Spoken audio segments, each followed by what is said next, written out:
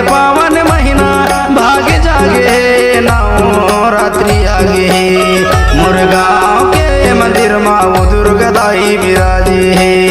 मुरगांव के मंदिर माँ वो महामाई विराजे है। चैत कुंवार के पावन महीना भाग्य जागे नवरात्रि आगे चैत कुंवार के पावन महीना भाग्य जागे नवरात्रि आगे मुरगांव के मंदिर माँ वो दुर्गादाई विराजे।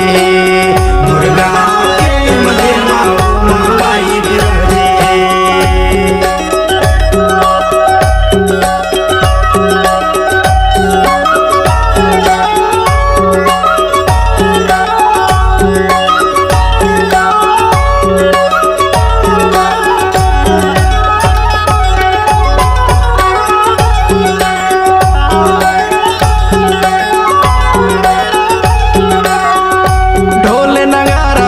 मजीरा बाजे तोर भुवन माँ बाजे तोर भुवन माँ उदाई बाजे तोर भुवन माँ। श्रद्धा सुमन अर्पण हे दाई सेवा भाव मोर मन माँ सेवा भाव मोर मन माँ उदाई सेवा भाव मोर मन माँ।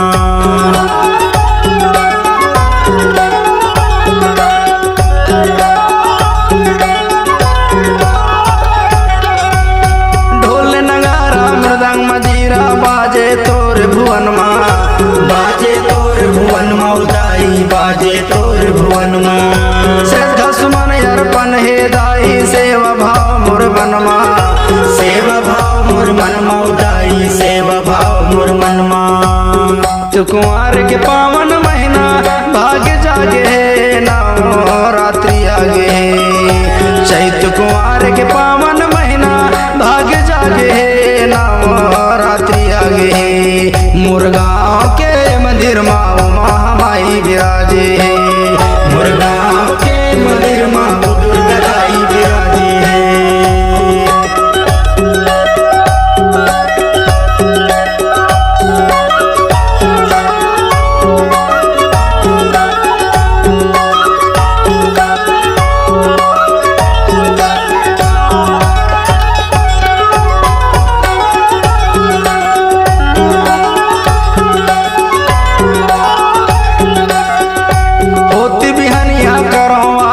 दर्शन मोला दिखा दे दर्शन मोला दिखा दे उदाई दर्शन मोला दिखा दे।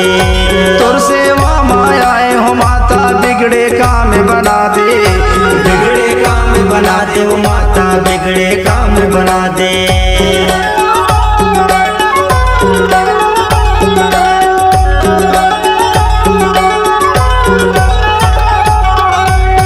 होती बिहनिया करो आरती दर्शन मोला दिखा दे दर्शन मोला दिखा दे उदाई दर्शन मोला दिखा दे।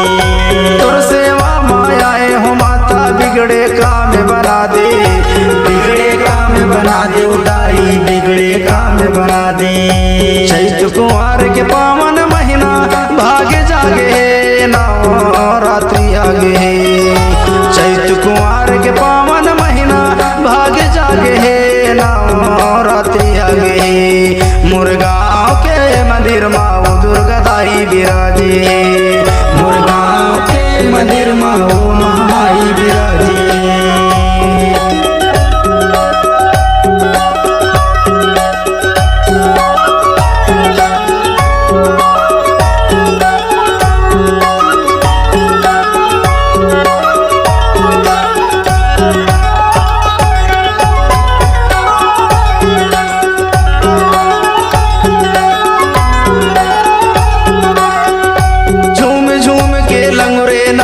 नाच रहे नर नारी नाच रहे नर नारी उदाई नाच रहे नर नारी।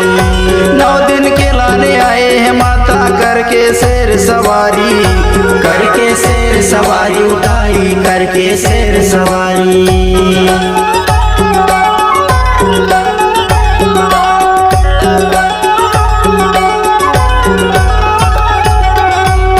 झूम झूम के लंगुरे नाचे नाच रहे नर नारी नाच रहे नर नारी उदाई नाच रहे नर नारी।